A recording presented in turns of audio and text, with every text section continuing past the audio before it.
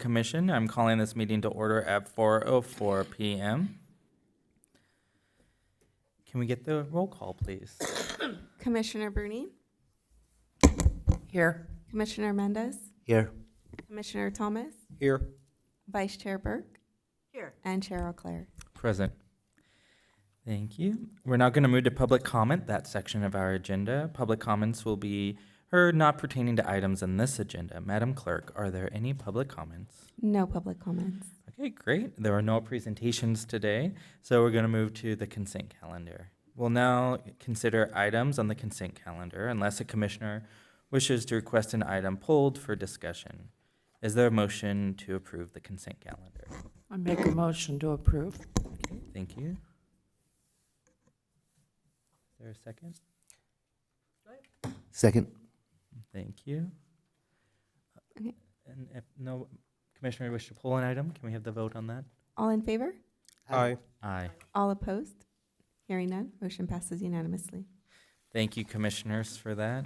We're now going to move on to the having taken care of the minutes and the meeting schedule for next year. We're going to go ahead and move on to the business items. There's a business item today, amendment to the Heroes History and Heritage Policy, the annual Hero Program. Will staff please present the report? Thank you. Good afternoon, commissioners. So as the chair indicated, our business item today is to consider an amendment to the Heroes History and Heritage Policy. Back in June, the City Council considered this body's recommendation for nominations for the 2025 Hero Award.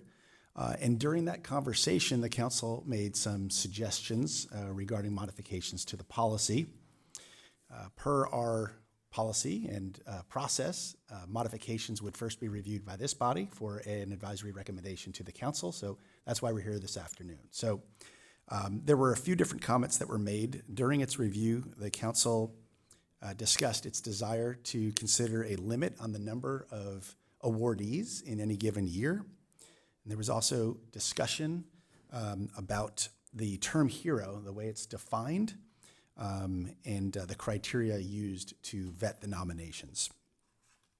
As noted in the report, the proposed amendment to the policy includes the following: amending the definition of the term hero to state that it is a community leader who provides valuable assistance to the community and whose actions can inspire volunteerism and civic virtues.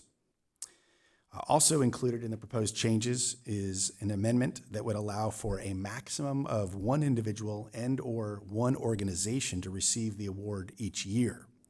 The default expectation would be that we would award to one individual or organization in a given year, but if there were specific circumstances that both an organization and an individual merited that recognition in a given year, the policy would allow for the recognition of one person and one group.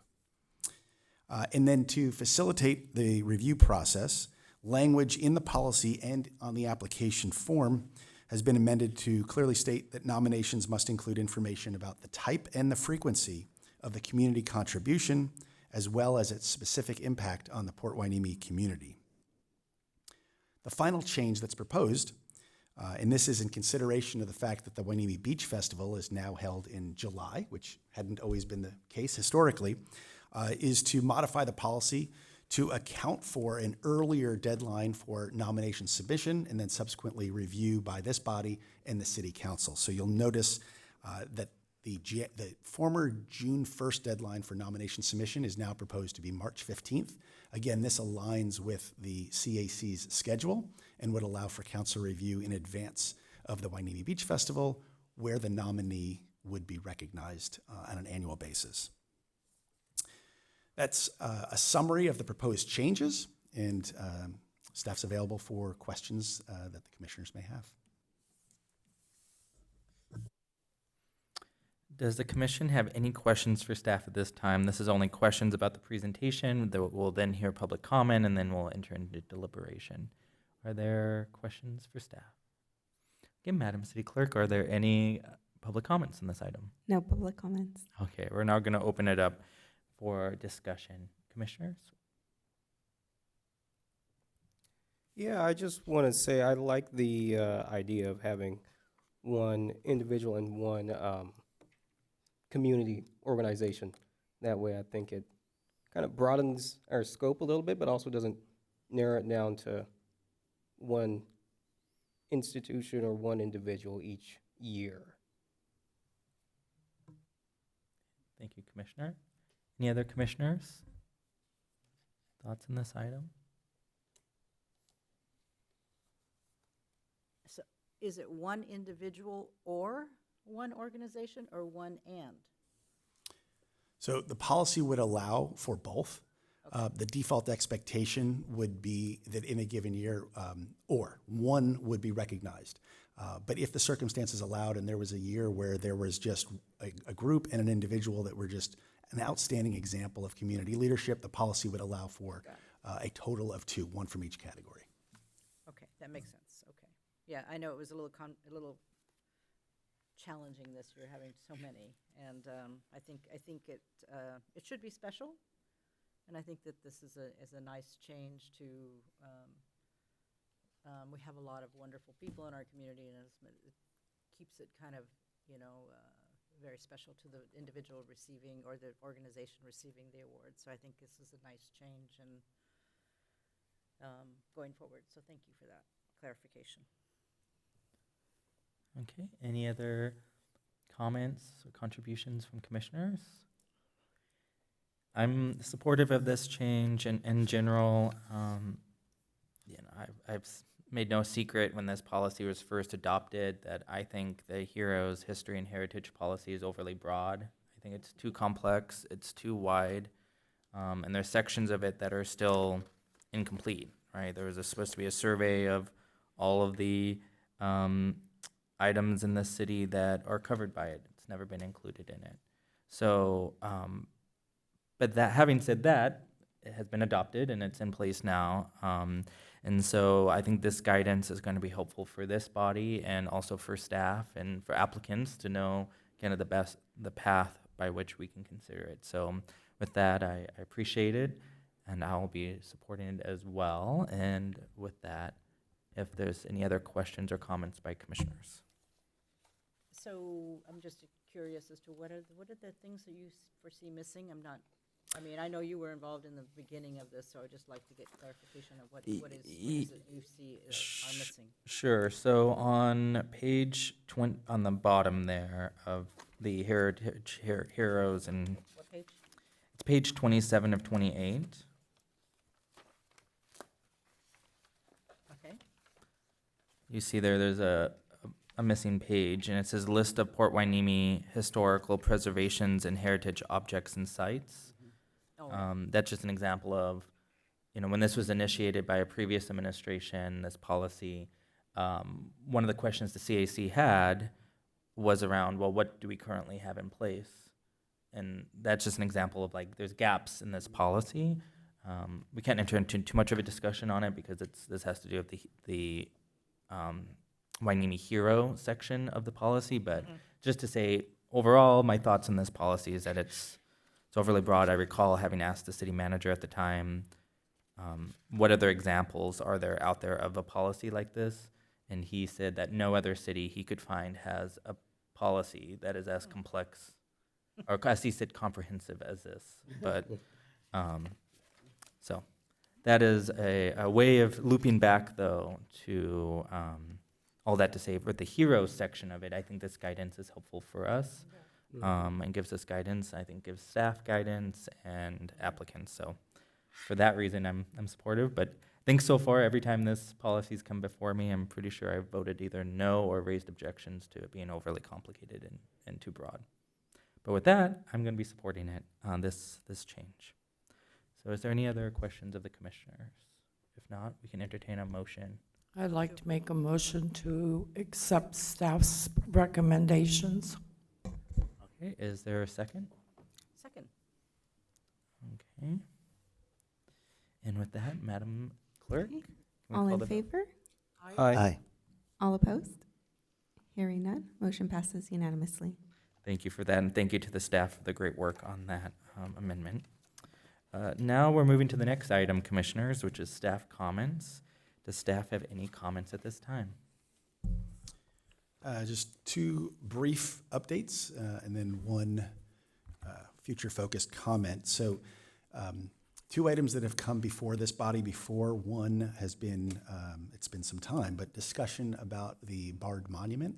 Just wanted to let everybody know a few months ago there was a brief discussion and presentation before council about a proposed new location, which would be diagonally across from the Port Hueneme Museum on port property at the administrative office there. The port has recently revised their initial application to indicate that that is the proposed location now associated with the initial application. This body had reviewed the monument, generally supported it, but held comment on the location, suggested that the council decide that. There had been discussion by the council about that, and the council will be scheduled next Monday to consider the new location. So just wanted to provide that as a general update to this body, since that was an item that came before this group. And then the second item, earlier this year, this group reviewed and considered applications from the Community Benefit Fund from third-party organizations that were interested in getting access to that. That information was taken to council. The process calls for discussion at council, subsequently at the joint meeting of the city and the port, and then ultimately decisions about those funds need to be agreed upon and approved by both the Board of Harbor Commissioners and the City Council. We haven't gotten to the point yet where there has been extended dialogue and back and forth and agreement on that. I have reached out to the groups that have submitted applications that were, many of them were here at the meeting where we reviewed those items. So I just wanted to let everybody know, in case there were any questions, what happened to that? Where is that? It has not yet come to fruition, but we do anticipate that at the next joint meeting of the city and the port, there will be some discussion about those items, and hopefully that'll be the next step in the process of kind of getting to a final resolution about how those funds are to be spent. And the last update, just a future focus. Wanted to give the commissioners a heads up that right now, we may very well add to the agenda, but right now at the January meeting, we're looking at bringing forward and giving this body an opportunity to review the legislative platform, which is done periodically, again, as an opportunity for this body to make advisory recommendations to the council before they consider any adjustments, updates, amendments, et cetera. Just a question going back to the community benefit funds. In the past, when those applications are taken, what usually is the turn time for the agreement with the port and the city? So that way, the people that apply can be informed, So this was actually the first year, so we don't have precedent for the turnaround time. I would say this year's process has been a little bit different. There have been discussions, and again, I want to be mindful of the Brown Act, but I'll just very briefly say there have been discussions about a different strategy on how the funds could be deployed this year, looking at larger chunks rather than many recipients in smaller amounts. So I think that's why this year's process has been a little bit, there has been more careful consideration, and the process has taken a little bit longer than it typically does. Okay, thank you.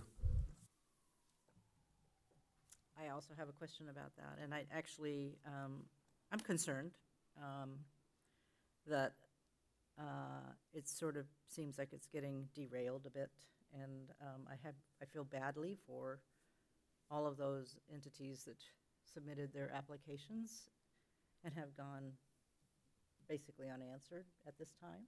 It's been a long time, and I think that if the port has a different concept as to how they want to proceed with a bigger project, and the council and the port have differing opinions, as it seems to be the case a lot.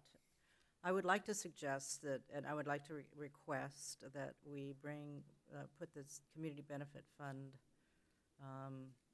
topic on the next CAC meeting to discuss that process, because I think it's really a shame that we haven't responded in a positive way to at least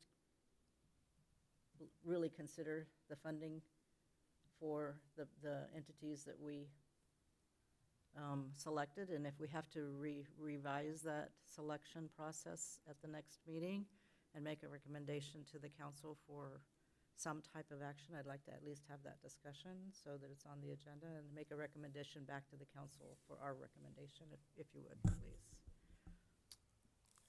Again, to be respectful of the Brown Act, I'll say I heard your request. Yeah. I will receive that information and review as appropriate. Yes. Okay, with that, any other announcements or comments by staff? Okay, Madam Clerk, if you just, one thing I'd like to bring up is just reminding everybody that you'll send out reminders when our Form 700s are due and our other trainings are due. Seeing how our next meeting's not till January. Okay, Yes, I will do that. awesome, thank you. With that, commissioner comments, we're now in that section. Any commissioners have comments? Go ahead. You can kick it off down there, thank you. Awesome. So it being October 13th, 2025, today is the Navy's 250th birthday. It's kind of awesome to see an institution like that be older than the country itself, or I think maybe just slightly younger than the country itself, actually. Because the Navy here employs around 19,000 people between Port Hueneme, Point Mugu, and San Nicolas Island. Because I hear quite often a lot of people say, well, what does the Navy do for this community? Well, that's what the Navy does for this community. And I think we should recognize that as a city and as residents of how big of an impact that the Navy does have on our local community here. That's all. Thank you. Thank you. Other commissioner comments?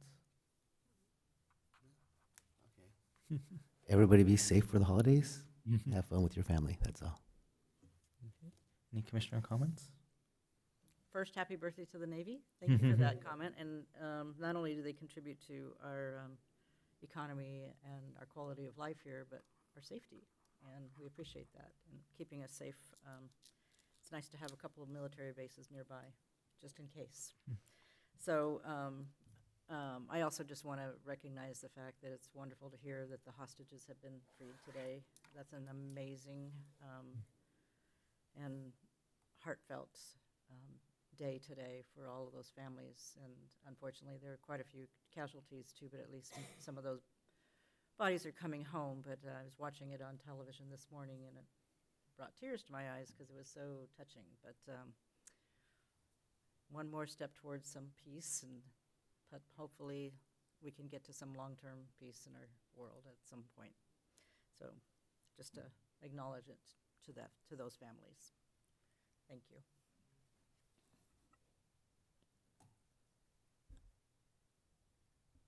For my commissioner comments, I also just want to wish everybody just a happy new year in a couple of months.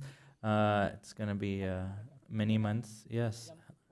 Yes, a lot's coming up. And similarly, I had comments about the hostages, and just I hope that those in our community feel some relief for those that were really impacted by that situation and their long captivity these last several years, and their release. And for those that were lost, may their memories be a blessing. And with that, we can adjourn the meeting at, what time is it now here? 4:23. Our next quarterly meeting of the Citizen Advisory Commission is Monday, January 12th, 2026 at 4 p.m., I believe here in the council chambers. So with that, I can just adjourn the meeting.